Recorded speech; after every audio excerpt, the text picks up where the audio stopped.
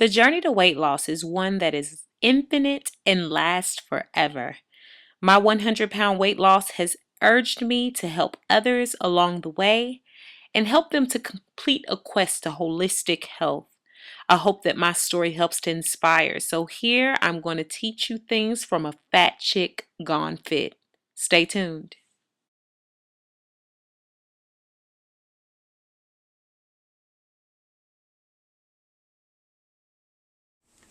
Hi YouTubers, it's your girl Beautiful Brown Baby Doll, and I'm here for another episode. In fact, the second episode of Fat Chick Gone Fit, airing every Tuesday night on YouTube. I want to make sure that I answer at least 10 questions per sessions.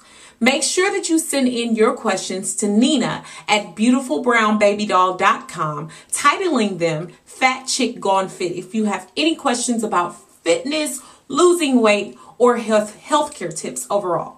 So I'm going to go into those questions. Make sure that you download my free downloadable ebook at www.beautifulbrownbabydoll.com/shop in order to follow along with the weight loss challenge. And you can still join the challenge until November 27th at midnight. So you still have a couple days and you can still get in that holiday meal, I guess, if you will. But for those of you all that are still on track, thank you, and keep up with it. Make sure that you tune into the vocal chat on Thursday night. Yes, I will be airing Thursday night live on Vocal, VOKLE.com.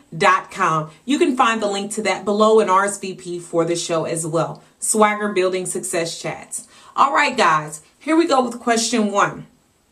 Someone stated, I want to lose weight so badly, but my family tells me that I'm big boned. How can you lose weight if you're big boned? And how can you actually tell if you're big boned or not?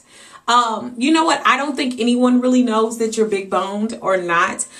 Sometimes I believe that that's a myth rather than a truth. Yes, some people's bone density is higher than others, and some people carry more bone weight than others. However, I remember before I lost weight, a lot of people referred to me as big bone, including my doctor, who said that I probably wouldn't get below a size 9-10 because of my bone density, so-and-so, such and such, whatever.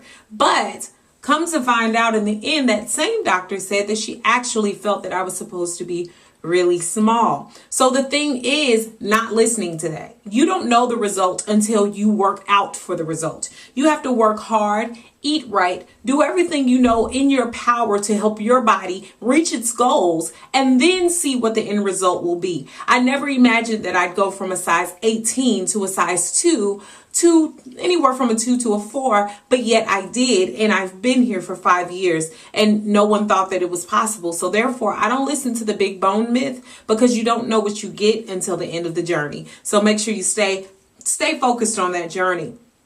The second question is, hi Nina, I'm excited that you're doing this series. Some questions I have are, did you count calories, and what foods did you give up when you were losing weight? Now, when you say counting calories, yes, I did count calories. I used my nutrition tracker, which can be found on my website, downloadable for free. So if you download the free ebook, you also get the nutrition tracker. That's exactly what I use. So I kept up with a tracker that kept track of my carbohydrates, my proteins, and my fats with respect to my calories.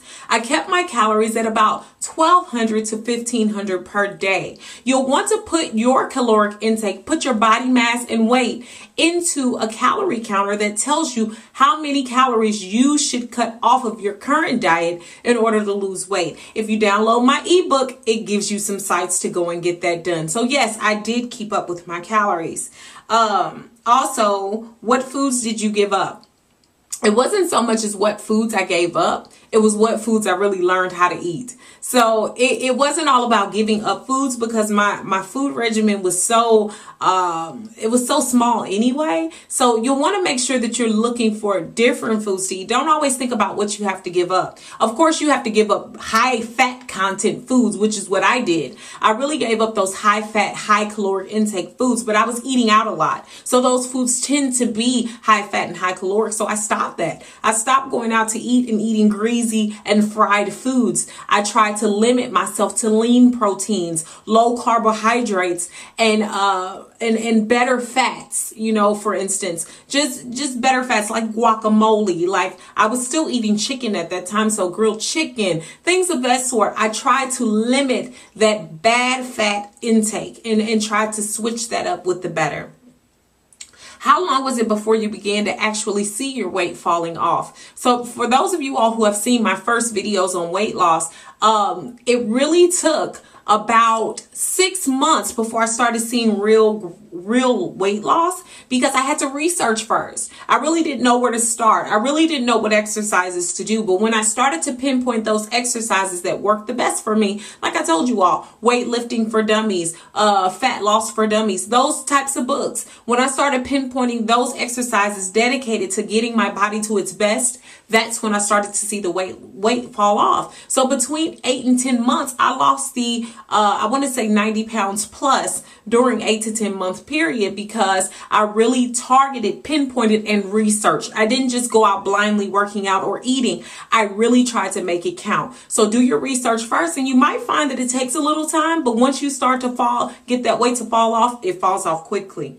Now, my question is, when you were losing weight, how did you follow a calorie range? And if so, what was it? And I think I kind of answered that question before. 1,200 to 1,500 calories a day with respect to my body weight and how much weight I was trying to lose. Download my free ebook and you can find charts that tell you how to do that. It's time for another Beautiful Brown Baby Doll news break. Stay tuned for Fat Chick Gone Fit right after.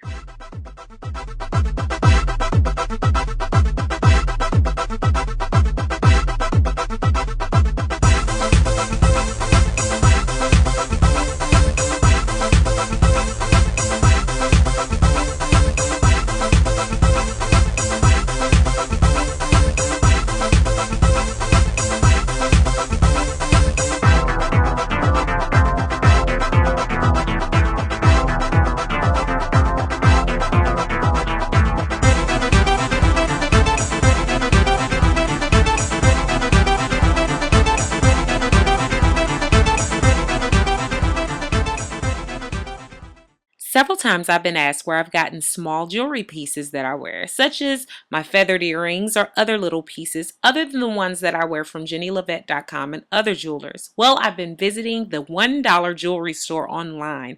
It is awesome, guys, and the pieces are amazing. There's hundreds of things to choose from, and guess what? Yours truly is giving away 5 pieces from the dollar jewelry store. Yes, check the info section of this video and find out the details. It's very simple to win. Just check it out, guys, and win.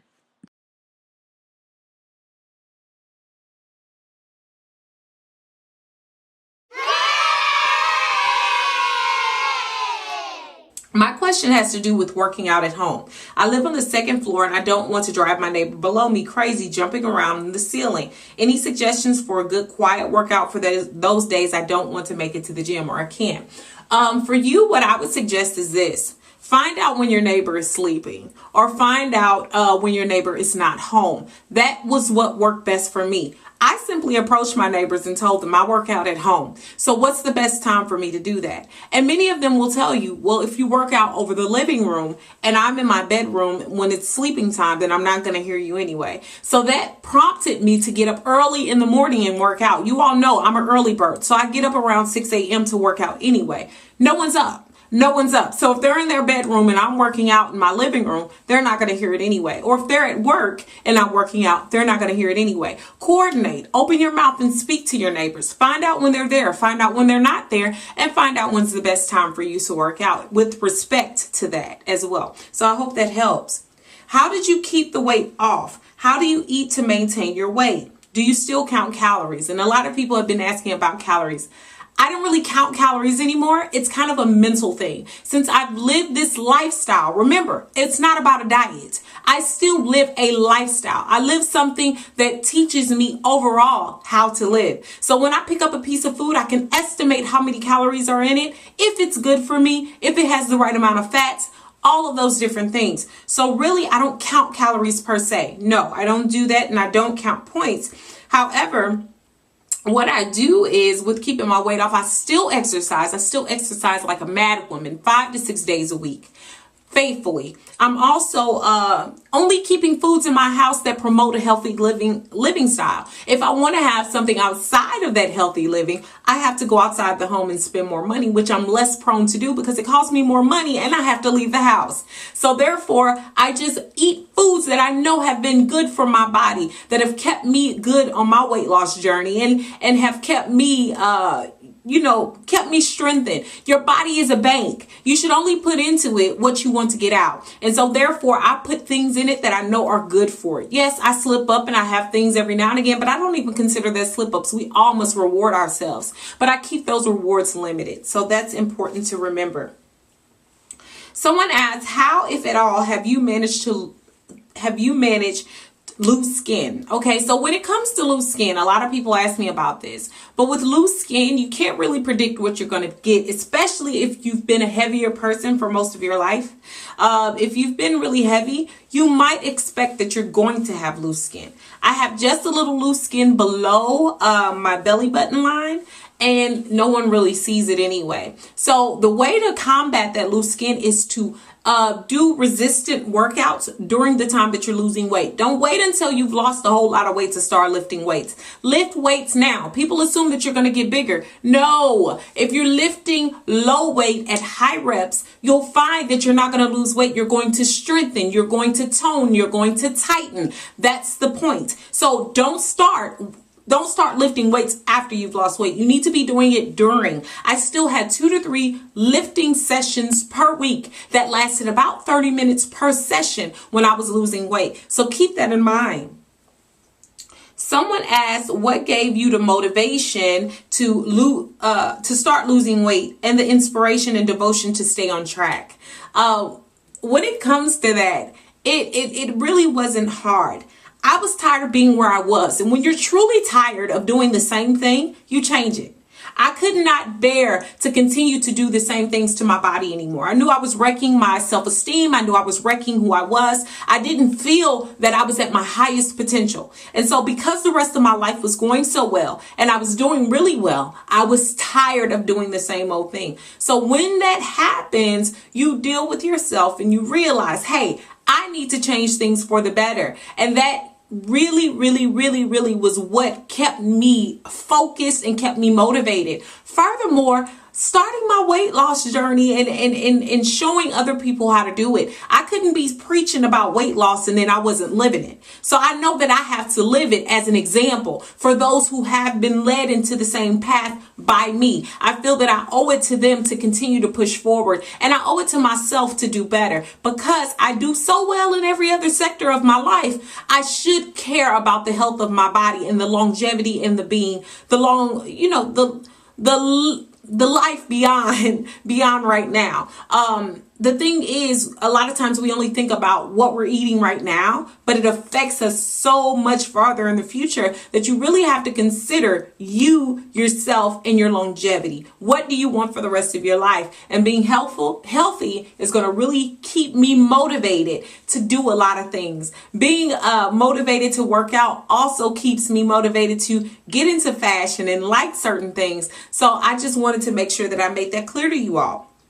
How long should I work out and what kind of research do I need to do? I kind of mentioned that, but I say working out at about 45 to 60 minutes is a wonderful thing every day. The research that you need to do is the type of exercise you would like to do. High cardio is important. You want to research cardio that will be good for you. Research cardio that won't be hard on your joints or bones, especially if you're heavier. You want to research things that are good at your level, at your fitness level, and what can take you beyond that fitness level that you are at. If you download my ebook, it tells you all of those things. It tells you where to research workouts. It tells you my favorite workouts. So you have no excuse, guys. If you download that ebook, you'll have everything that you need. So I hope that this session has helped you. Again, send your questions to Nina@BeautifulBrwnBabyDol.com and they will be answered accordingly on Fat Chick Gone Fit episode 3. 10 questions